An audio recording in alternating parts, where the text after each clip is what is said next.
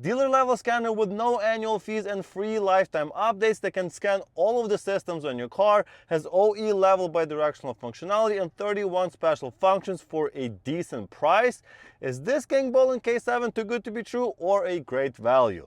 Let's check it out. It wasn't that long ago that you had to get a very expensive scanner just to do what this scanner can do on one brand of vehicles, but now this scanner seems to be able to do it on pretty much all makes and models. So let's check out this KINGBOLEN K7. As you can see, it has a really nice grippy cover all over it, so when you have it in your hands, it feels nice.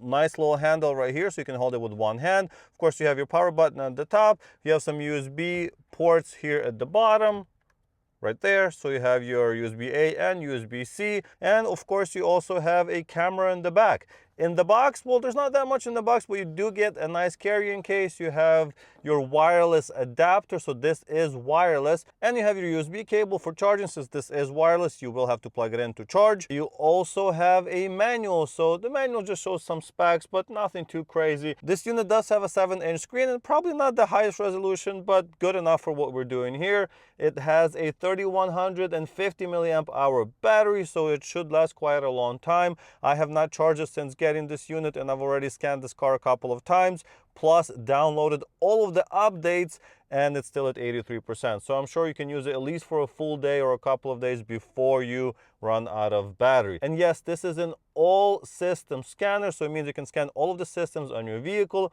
Has 28 special maintenance functions, has bidirectional control, ECU coding, and a lot more. And yes, the biggest thing about this scanner is that it doesn't have any annual fees, and the updates are for a lifetime of the unit. However, you do have to register an account with this company and provide the activation code that comes with the unit. So it is tied to your account, but otherwise you don't have to pay anything in the future. Anyway, back to the functionality. OBD will basically give you the standard OBD functionality, so I'm not going to go into that. You know, a $45 scanner can do that. We have scan and reset. I'll jump into that in just a minute. You have some modules you can attach to this, so you can do a battery starter, you have a video scope, but yes, you have to actually plug it into that USB port. You can plug in a printer, you can do an oscilloscope, you can even do TPMS. So yeah, you will need additional tools for that to work, but it is available if you want to make this your main device and do basically everything from here. You have your file manager from here. So as you can see, I've scanned this car before and it has that report saved for us right there. And in the settings, you can put your business information in there. So on the reports, your stuff will show up instead of just empty fields. And of course, you can clear the data from this unit in case you want to sell it in the future. And if you drag from the top, you can actually press on this, and that's going to give you an option to start recording the screen, or it can also do screenshots. And you can rotate it if you want to use it in this orientation. And of course, you can go to the camera as well. So if you need to take a picture or something like that for your report to show it to the customers, well, you can do that from here as well. Finally, let's scan the car and see what we can do here. Of course, it has auto search, so we'll find the VIN number and then pick the software that needs to be used for that VIN, for that vehicle. But let me just show you all of the vehicles that it supports. As you can see, there is a ton. So it supports basically everything that has OBD2 functionality, from like 1996 for some vehicles. For some, it's going to be like 2001. But if it supports OBD2, it will probably work on here as well. So yeah, of course, we can just do auto search, but I'm just going to hit BMW so we can see what kind of functionality it supports. It's going to connect to the VCI, or that little dongle that we plugged into the OBD2 port. And here we have a couple of options. We can do automatically search, manually select, or go straight to coding and special functions. So if you do manual select, you get to select the vehicle manually, or you can just go to automatically search and it's going to find this vehicle. I am in a BMW iX, so this is a newer vehicle. This is electric. Definitely not a lot of scanners supported, and I've seen issues with that where it basically doesn't find anything. But here, as you can see, everything's working. We found the VIN. We found the actual model name and all the other stuff, so we're going to hit next. As you can see, it's scanning the modules. And once it scans everything, we are presented with basically the main menu of what this can do. So we can do a health report, system scan, or we can do system selection. So system selection would just allow you to select individual systems or modules, so you can scan those if you're working on something specific. That's the best way to do it. You can do system scan, it will scan everything, or we can do a health report. So this is going to be the most in-depth report or in-depth scan. So it's going to scan every single module and then show us all the issues and errors for each one. And of course, we can create a report out of that as well. As you can see, it's scanning really fast. So that's the benefit of having newer hardware. It took, what, 17 seconds to scan everything, and this car has a lot of modules, right? So we can create a report. Let's create a report before we actually do anything with the vehicle. And there you go. So we have the report created with all of the information. So we can go to each one within the report, and it shows us the issues with those modules. And you can create a PDF or print it and then send it to a client if need be. But let's clear all of the codes and see what is remaining. So I'm just going to hit clear codes. And there you have it. All of the codes have been cleared. So now let's see what is remaining. And as you can see, nothing is remaining. So that happens a lot, actually. So if there's any temporary codes or anything like that with the vehicle, especially right now, it's been snowing a lot. So a lot of sensors will have dirty data and things like that. Yeah, a lot of times you can just clear the codes and see what happens after.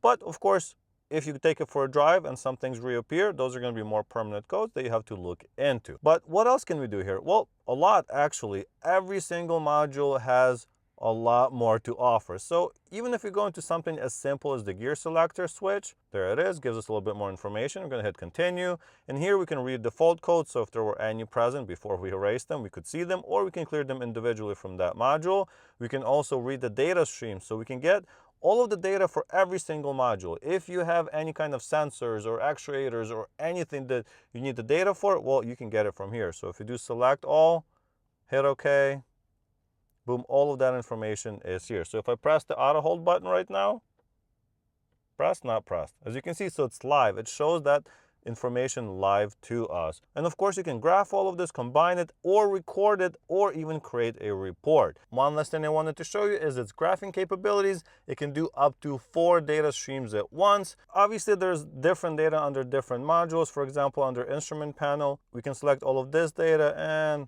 there's all that stuff as well. And you can, of course, graph that if you like as well. So just select it like that. Boom, boom, hit OK, and it's being graphed. It's hard to show actual moving data on an electric vehicle because you can't just start the engine. But you can see the refresh rate's pretty good, and there's no delays here. So this is how you would see live data, which is very, very helpful. But we also have actuation testing. So you can reset control units, but if you go to general, you can go to functional display, as an example, and you can activate the functional display. So that's going to light up all of the LEDs to show you that it's working. So here's how that works. If I hit active, you can see all of the LEDs lit up on my gear selector module. So very, very useful for those times when you're trying to see if the LED has burnt out, or if it's something to do with the module, or whatever it might be. This will help you troubleshoot it. Just to show you a little bit more of what you can do, let's go to this driver's door control unit, actuation testing. And what can we do here? Well, a ton of stuff. For example, we can fold in exterior mirrors. Activate. You can actually see it move right there. Pretty cool. And we can fold it out as well. Activate.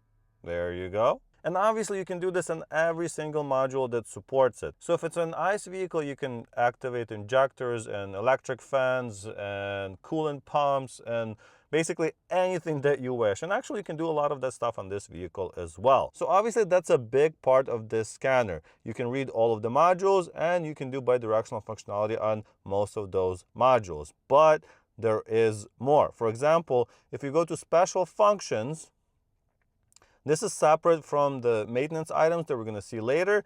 But here we can go to every single part of the vehicle and do some of the OE level functionality. This is super, super cool. And this is the advanced bidirectional functionality. So for example, we can go to, I don't know, like vehicle dynamics platform. And look at all the stuff you can do in here. Like you can work with the air suspension. We can level out the vehicle using this function. Let's get that status value. So I'm just going to activate it. Obviously, I don't want to activate anything while I'm just sitting in the car, but we can do this because this is just going to give us information. Let's do the pressure in each one of the air suspension units. All right, start pressure measurement. And there you go. We have different pressures for all of the air suspension struts. How cool is that? And that was just in the chassis and suspension area. Of course, we have the same stuff for the body, like air conditioning and heating, or the tailgate operation, seats, head unit, wash and wipe system, voltage supply. I mean, look at all this stuff, glove box. And if you go back, since this is an electric vehicle, we can even do electric drive. So high voltage system. If you go into that, we can disconnect the high voltage system from power. We can do electric drive unit functionality test. We can do some calibration of the rotor position. We can do a leakage test for the cooling system for the drive and the battery. High voltage unit battery, look at all the stuff you can do with the high voltage battery. Open and close radiator blinds, activate electric fans, fill and bleed cooling system. I mean, this stuff is so valuable. And that's not even the end of it. If you go to common special functions, this will show you more common items, not as specific to the vehicle. So like oil maintenance resets, brake pad change, steering angle resets, battery matching, window calibration, cooling bleed, high voltage battery stuff. Incredible, honestly incredible. And lastly, let's check out these reset functions. This is basically what we have already seen, except nicely organized. And for some vehicles, you will not be able to see those OE level functions within the software for that vehicle. BMW is just really good at giving us those options from within the software, but on a lot of vehicles you would have to go through these special functions. And here we have, air fuel ratio, ABS bleeding, adaptive front light adjustment, AdBlue reset, air suspension. So as you can see, a lot of this stuff is not specific to the vehicle, so your vehicle has to support it. Obviously this is for a diesel vehicle. I'm in an electric vehicle, it would do nothing here. But you have airbag resets, battery matching. Hey, you have a BMW, you need to register the battery, and a lot of other vehicles have to do that as well now. Anti-theft and key management, so you can program keys on certain vehicles. Injector coding. We even have stop and start settings, so for some vehicles that allow you to disable that, you can do that through here. Anyway, those options are very cool, but like I said, the vehicle has to support them. And that's pretty much it for this scanner. I am pretty impressed with all of the stuff that it can do. There are a couple of things I wish it would do. For example, I wish it had topology mapping to visualize the systems and module network, but usually you have to pay at least double the price of this one to get that functionality. Other than that, I really like the bidirectional functionality with the actuation testing and the actual OE level functions. Those are the biggest item on here, and I think that's the most valuable part of this scanner. That allows you to do stuff that BMW does on their BMW software that you can't get anywhere else. You can't get it from BMW. So who is this scanner for exactly? Well, I think it's definitely a good enough scanner for a shop that does decent amount of work on a lot of different vehicles. But if you need some vehicle specific stuff, you might be looking for a vehicle specific scanner. If you're looking for a more general scanner that will support a ton of different vehicles and modules and systems, this is the one to go for. Anyway, thank you so much for watching. I really appreciate it. If you'd like to support the channel, check out the links in the description. Like the video if you liked it, and I'll see you in the next one. Bye.